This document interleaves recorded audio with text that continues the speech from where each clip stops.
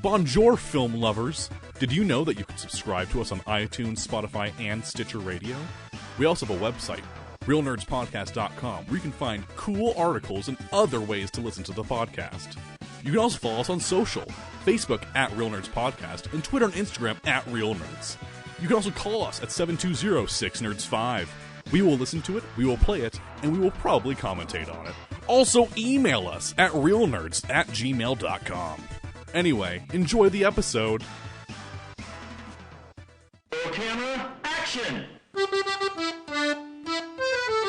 Well, a real nerd knows who shot, and a real nerd can follow the plot, and a real nerd Just can... talk film! I'm sorry. Take it outside. Well, a real nerd knows who shot, and a real nerd can follow the plot, and a real nerd will give it all they got. Lights, camera, action! Real nerds! This is Real Nerds Podcast, unofficially the official podcast of Denver Comic-Con. What? Pop culture. Denver Pop Culture Con. And the newly christened Denver Fan Expo 2022 and beyond. Nice. We will Stuck be the landing. there. Totally, dude. I was doing it that way. I was going to show how long we've been doing this. There's such a pause after Denver Comic Con. I was like, oh, wow, he went far back on that one. Yeah. I was just letting people know that we're some of the OGs. And but we're not popular enough to get media passes anymore, so What? We're getting passes. yeah, I know, but they're not media ones. Oh, yeah. Yeah. But at least they're inviting us personally. Yeah. That's kind of nice. Yeah, no. Oh no, it's always nice that they reach out. You know, it's good that Bruce still runs it because he he always remembers us. Yeah. Yeah. We're just not popular enough to go have access to go harass celebrities anymore. So, But I have connections to celebrities, and we will be on the creator stage Saturday at 11 a.m. Correct, Brad? yeah, we're kicking off the day. I mean, you put that it's episode 343. It's actually 543. I know. You dumb motherfucker. And, I probably could have said like, hey, can you change this? But no one's paying attention to that number except for us. there is a chance we will have a guest on there, someone who's been on our show more than any other celebrity. And he did confirm that he would be on it as long as he doesn't have to do a panel that day, because this is his first one with the new management. So he's not sure exactly what he is going to be required to do, because he's one of the featured guests, and usually they have to do 2 or 3 panels already. So if he can't find something better to do, he'll do our show. Well, no, I don't want to say who it is because I don't want to spoil anything, but we go really far back. We go back to the first Denver Comic-Con with this guest. And I don't know if you read the email he sent us. He said he's always down to help us out, and he's the only one at his booth, so he's going to have no help. So maybe I'll send him an email and say, hey man, I'll watch your booth while you're at panels if you need it or something, Sure. Yeah.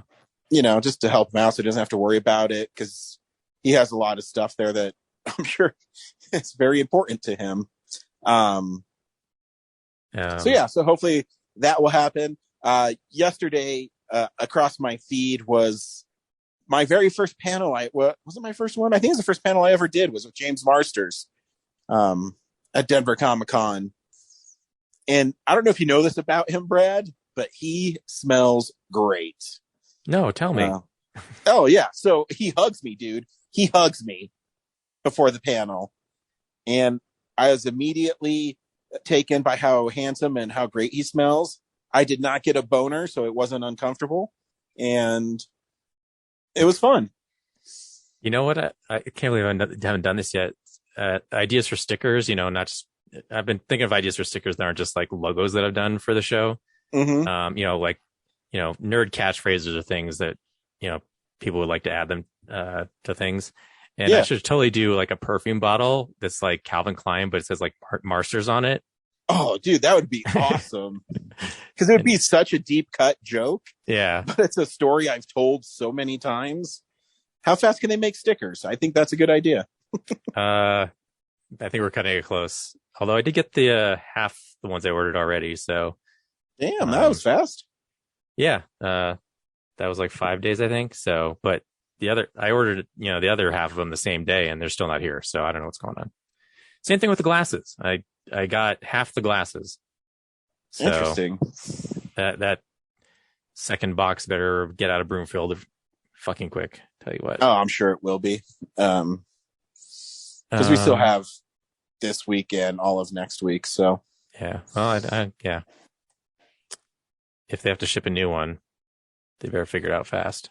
Or if we need to, I can go pick it up or something.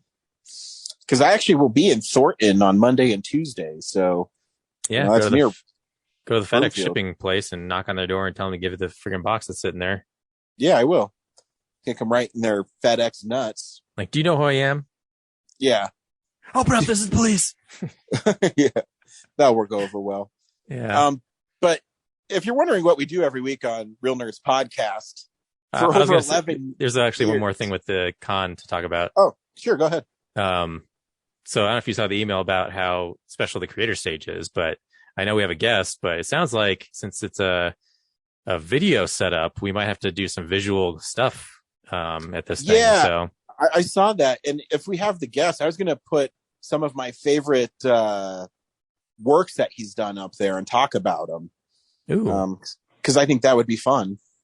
You mean like actually bring the pieces in or have like a slideshow of the stuff he's A done? slideshow. So because he's really cool and he does a lot of homage covers. So I thought it'd be fun to put the original and his and say, hey, you like to take inspiration from comic books because he loves old comic books as well. And I think it'd be fun. Yeah, take some photos of the pieces he drew for you, and then send me images of like those covers. And we probably have to make a PowerPoint for the thing anyway, so I'll just put it in there. Yeah, because good news, I have all the covers. So Yeah, I am an avid collector of him. we're getting really close to revealing who this is. Yeah, I know. That's all right. I feel like I'm gonna blow it. Maybe if people know us really well, they can guess. Yeah, but yeah, we'll try to do some more visual stuff over there since they're recording it. Hell yeah. Be fun. Anyways, for over 11 years, we've seen a new movie and we've podcasted our experience to the world. This week, we saw Lightyear. Stay tuned. Very soon, we'll tell you if we recommend the film or not, play the trailer, then spoil the film. We'll also talk about the big movie news of the week and check in Hollywood's comeback with the box office numbers. Brad, you saw Lightyear this week. Do you recommend Lightyear? Yeah, it's fun. It's another well-made Pixar movie. I don't think it's a must-see in the theater. What was I like on Letterboxd? I put like the movie is basically like, and full disclosure, I think I nodded off early in the movie when he was doing the time travel stuff. So I was a little lost on what was going on. But overall, most of the movie that I saw was Buzz was in something that would break, and then everyone have to band together and fix that thing. And then they go to the next thing, and that would break. And then everyone have to get together and fix that. And so the movie felt a little repetitive, but I think it has a cool ending twist. And I'm interested in if they do more of them. I'm interested to see what else they can do with this premise. I agree. I think it's a really fun movie. I laughed at a lot of parts in it. And yeah, it's not an essential Pixar film, but it's a good one. And yeah, I mean, it looks amazing. Chris Evans is great as Buzz Lightyear. Yeah, I think it's a really fun movie, and I think you should definitely check it out. Here's the trailer for Lightyear. I almost said Buzz Lightyear. Here's the trailer for Lightyear.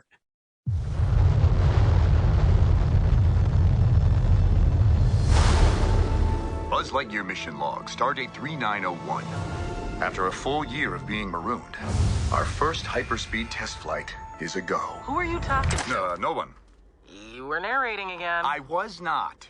Just doing the mission log. You do know no one ever listens to those. I know that. Narrating helps me focus.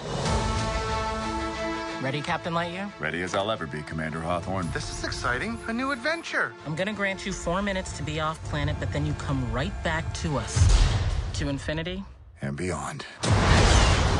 You are clear for hyperlaunch. Beep boop, beep boop, beep boop.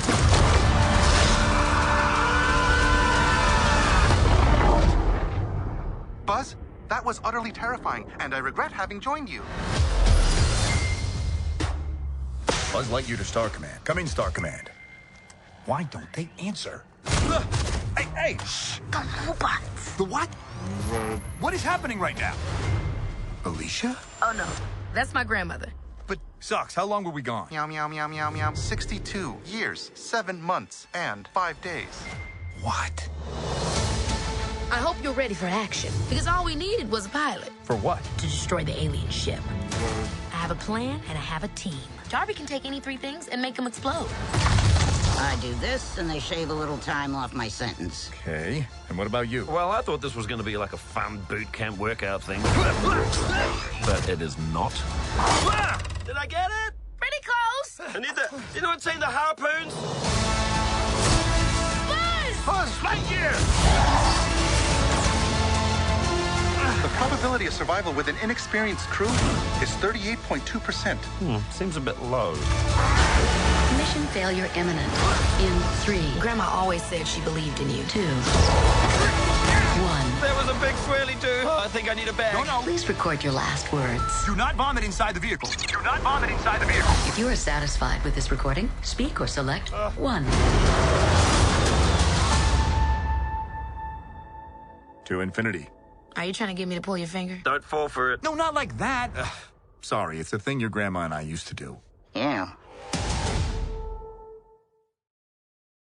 So right off the bat, they tell you that Andy from Toy Story saw this movie in 1995, and that's why he got the toy. So this is Andy's introduction to Buzz Lightyear as well. And it takes place, he's a space ranger, and they're going through the universe. They find planets and they basically scope them out. And when they get on this one planet, they end up being stranded, or they're stuck there, and they have to find a way to get off the planet. And it takes them a long time to develop a gas or fuel source that can make them basically hyper jump through space, or how do you call it? Hyperspeed through space? Light speed. Light speed, thank you. And when he does that, he finds out, kind of like Interstellar, when they're on that one planet, that every minute that he's up there is basically a year on this planet that they're on. So he learns, and he's kind of selfish throughout the film, and he learns that he can't be the one who saves everything. He's going to need a team. And the film kind of shows you that failure is not an option for him, even though he's failing over and over again.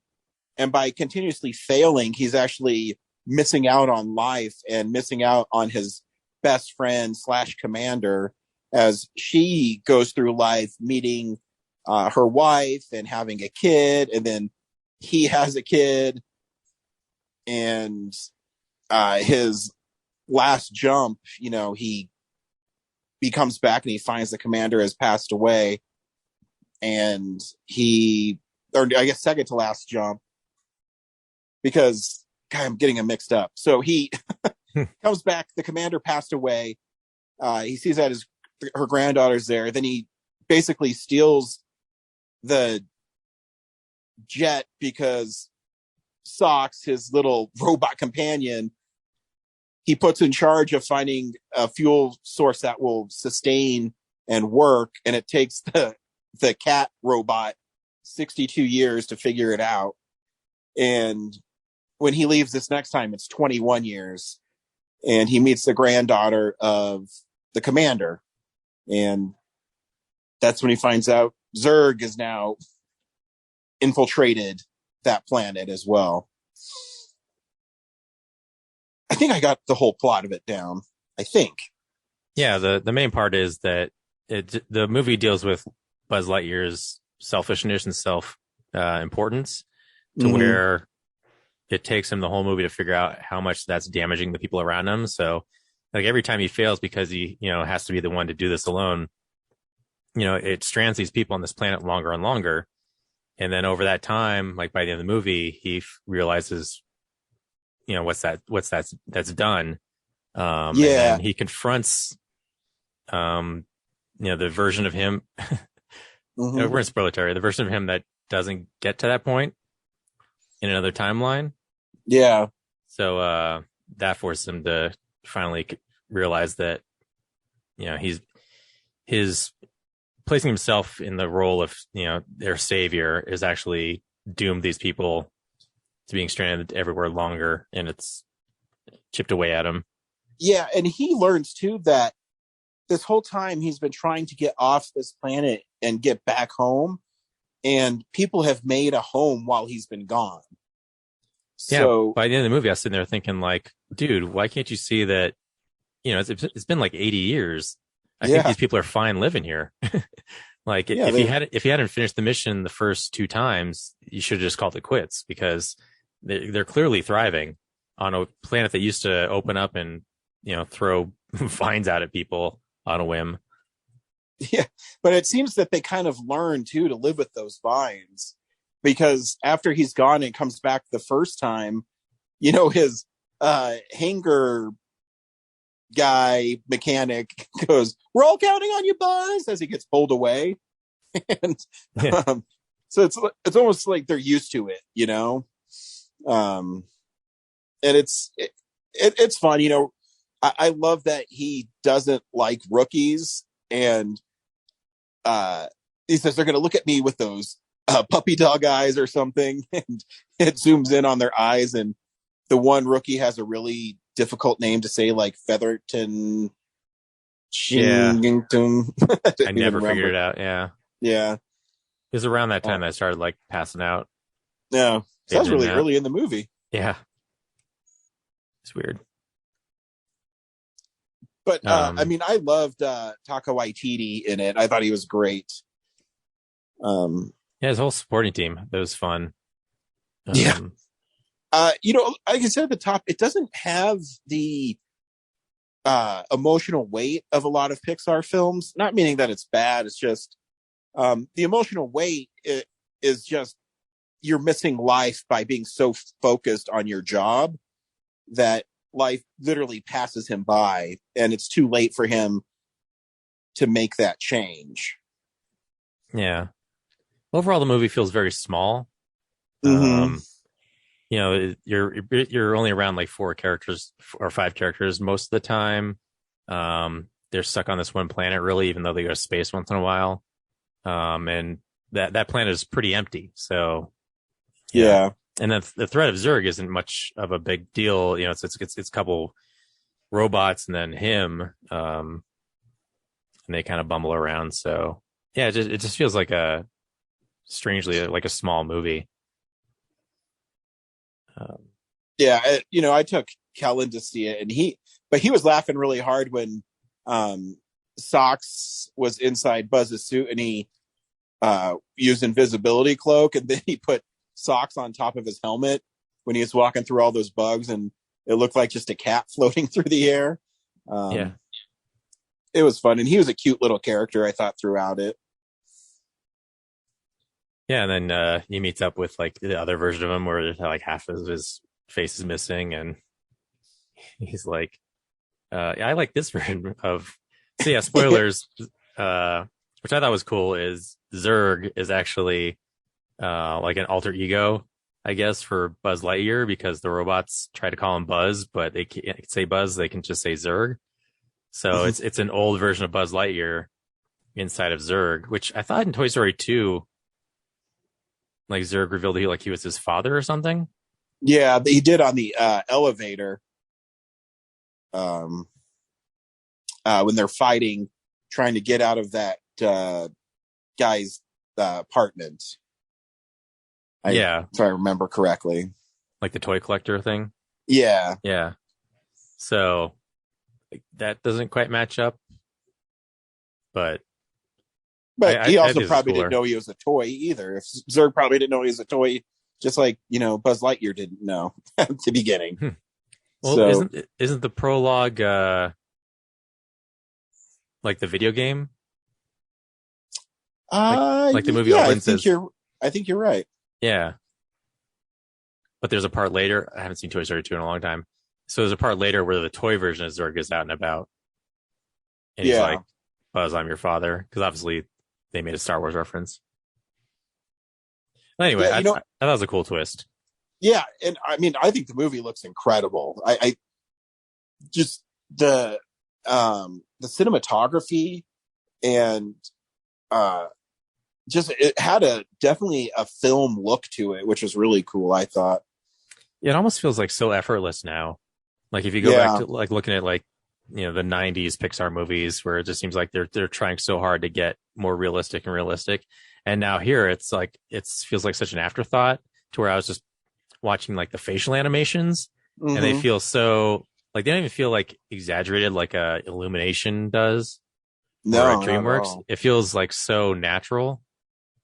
Even though it still looks unrealistic. So I was kind of like watching that, like the facial expressions and the movements of things were just so like, you didn't notice it. It just felt so normal. Yeah. The thing I always notice in the early days of this kind of animation is the eyes. The eyes have gotten so good and so subtle in their movements and in the shading and in the rendering that it's really incredible. It's so weird that like these cartoon Pixar eyes feel so much more alive than say like a Polar Express did. Yeah, I mean, it's more photorealistic. It's so bizarre how subtle that difference is. Yeah, they're so great at Pixar. I do long for traditional animation so much, but when you see stuff like this, it's hard to complain about the artistry at work. Yeah, but yeah, it's a fun movie. I don't think you're going to go wrong if you see it. I had a good time. Looks cool in 3D. Oh yeah, I'm sure it's incredible. All those times when the spaceship would like zoom into the distance I bet those look pretty good. This might be a fun one to see in 4DX too, with all the space flight and laser gun shooting and bugs and bugs and things like that. It might be a fun one to see there. Yeah, maybe. Yeah. So let's continue this podcast and take a look at some box office numbers. Hollywood's. What's that? I think I want to invoke a B movie. Oh shit! Here we go. Yeah, so I saw Mad God this week. Wow, 13 years in the making? No, it's longer than that actually. I mean, it's 13 years since we heard about it, right? No, we saw it in 10 years. Yeah, 10 years roughly. Yeah, I know he was working on it before. Yeah, long before. And it's come out already in parts. So I think this is like just a full theatrical, everything is one thing version of it. But so I saw it and it was cool. The story I couldn't follow. It's very surreal. And if you listen to our interview that we reposted, it's intentional. He didn't write it to be like a straight narrative. It's more of just like an experience. And it very much feels like an experience because you're just watching like gorgeous stop motion artwork happen. And I know you and James saw the earliest version of it, right? Yeah, we did. And it's, it was like that. If there was, a small connective tissue through it, but it was more of, look what we can do with this stuff. And man, I vaguely remember it. I mean, I remember being really impressed with the stop motion in it. Yeah, I think you talked about in the interview, like what you saw was the opening of this film that I saw version of it. The opening was quite long, and there's some steampunk guy slowly descending. Yeah, like, yeah, that was the one we saw. Yeah, like descending into like from the sky into like the earth, and it just keeps going down there. There's layers of the crust with like dinosaur bones embedded in it, and it just keeps going further and further. And there's like some weird like alien bones after that, and then it goes even further and further, and there's just like junk everywhere. And this character's carrying something, and they just kind of wander through a wasteland of just like dark, depressing shit. Creatures. So where did you see this at, Brad? The Sea Film Center. Nice. I like finished shopping, and I was like, oh, I'm gonna go check it out. And I got there, and I was the last person to get a ticket, so I got there just in time. Oh wow. It was in the smaller theater, so it was maybe like 30 or 40 people, but still. Yeah, I saw it there, and yeah, it's not. I don't think it's too long. It's probably like an hour and a half. But yeah, it was just it's just scene after scene. I can kind of tell where the parts break, because like that character I just talked about gets killed by some mad scientists, and it's not fully stop motion. There's some live action stuff incorporated into it. Did your version have that? No, it did not. Oh, so it was fully stop motion for you. Yeah. Mm-hmm. Like that character gets killed and then or captured and then taken to like a mad scientist lab and operated on. And that's like gory as hell. Like they're just ripping out his guts and everything. But the mad scientist and the assistant are live action people. And then and they're operating on the stop motion character. And then like later on, there's a couple more. Oh, what was the other one? That was like the most glaring, like, oh, that's an actual human being. And like they've changed the frame rate to make it blend in more. But yeah, there's like a wizard thing. Like there's like plague masks with the beaks. Mm-hmm. That's a character that like carries this worm through like an underground and then gets put into a soup that activates the cosmos. Yeah. Yeah. And then there's like another one of those, like the character from the opening, like another one appears, and they hijack a Jeep and they like drive through this landscape that's exploding. And yeah, I can't explain what the point was. It's just all this dark, gory, gross, incredibly dense. Like just thinking of the production design of it, like where they got all these props and miniatures, like keeping track of all that stuff. And there's just so much of it in every frame, and everything's lit so well. It's just incredible. Nice. So yeah, I thought I'd bring it up since, oh yeah, history for sure. podcast, and it's finally theatrically available. I don't know how long it's going to be there. And I don't think it's every night of the week. So just pop into denverfilm.org and find out for yourself. And I mean, Phil Tippett, who we interviewed at Telluride Horror, is an Academy Award winning special effects guy. So yeah, I think the Alamo has it sporadically too. So check in with the Alamo Drafthouse site and see if you can check it out. So cool. This meeting is going to end in 10 minutes. Should I start a new one, or do you think we can? I think we might be able to do it. You ready? Yep. Cool. So checking out the box office numbers.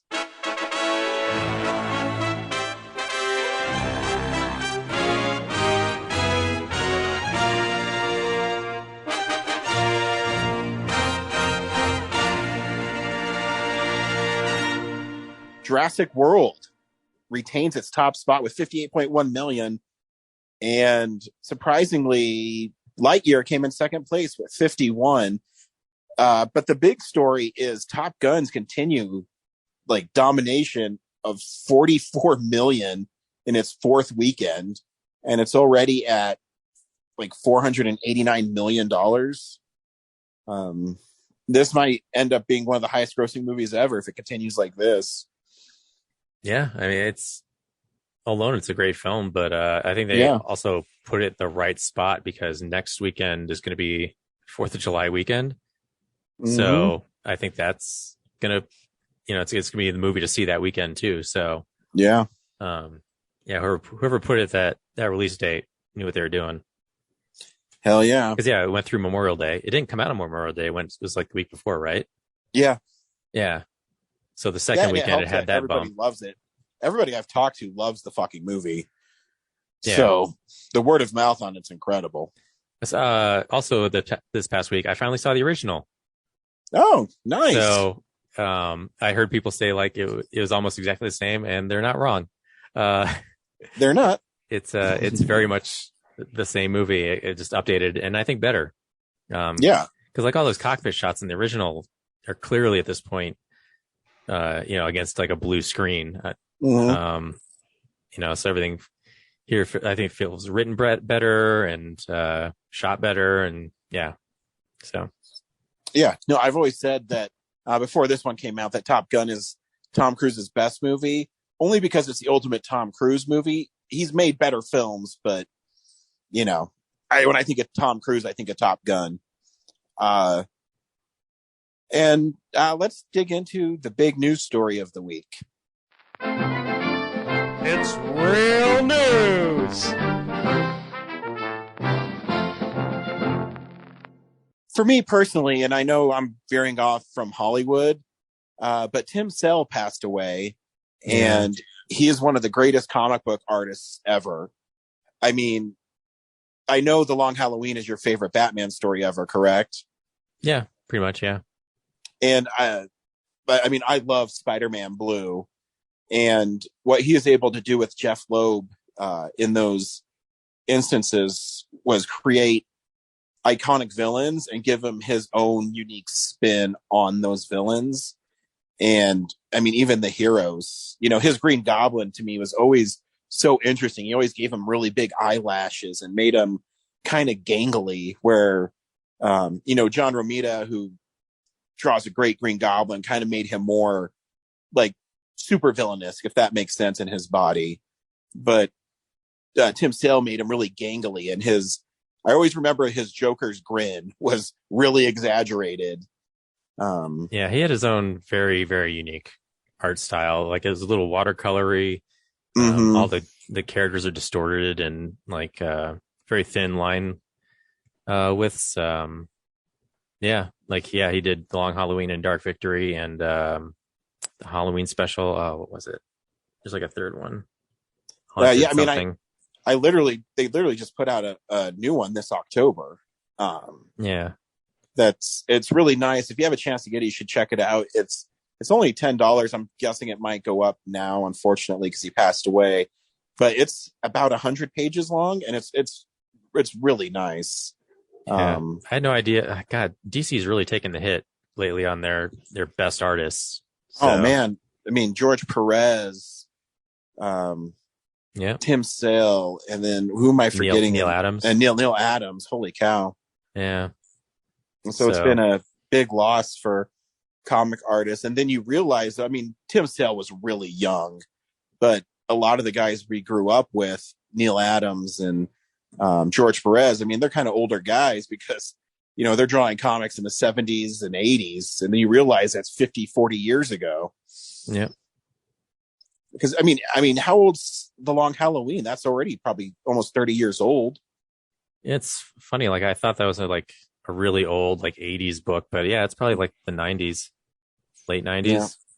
Yeah. But even when you think about it, the 90s, are you kidding me? Is 30 years ago. Yeah, I know. Right. It was the tail end of the 90s. So it's almost like 25, but yeah, I'm just glad that he was here at Denver Pop Culture Con, I think, or Denver Comic Con a couple years ago. So I bought some original art from him and had him sign it. So. Yep. Although I wish I'd brought The Long Halloween to him. Yeah. But I didn't figure out he was there until like the last minute. Though. I mean, he passed away really quickly, so that's unfortunate. I never heard any rumblings that he was sick or anything, so. I think a day before he passed away, his manager or maybe his wife, I don't know 100%, posted that he wasn't doing very well. So, and no one mentioned the exact cause. No. Yeah, that's tragic. Bummer. Yeah, very much so. Next week, our film of the week is The Black Phone. Yeah. I think that seems like the most fun film. Make sure you log onto Facebook, Real Nerds, at Real Nerds on Twitter. We have a website, which I've been putting a lot of articles on lately, so you should go check those out. And yeah, thanks for listening. And if the other nerds, what's up? I was going to say, back up. You think a movie about child abduction is fun? Yeah. Wow. Sometimes they have it coming, dude. Oh, man. Conflicted on whether I should cut that out or not. You shouldn't. Leave it. I'm down. All right. Well, if you have any more levels of employment to rise to, you might want to reconsider that. But you're like running for sheriff. I don't know what county you're in, but you're like, there's this clip where he promotes child abduction. I did not promote child abduction. I said it's fun. Sometimes it's necessary, is what you said. In a movie. Oh, man. So, yeah, thanks for listening. If the other nerds contributed this week, you can hear it right now. See you at the movies. Bye. Well, a real nerd knows who shot up. A real nerd can follow the plot. And a real nerd will give it all they got. Lights, camera, action. Real nerds.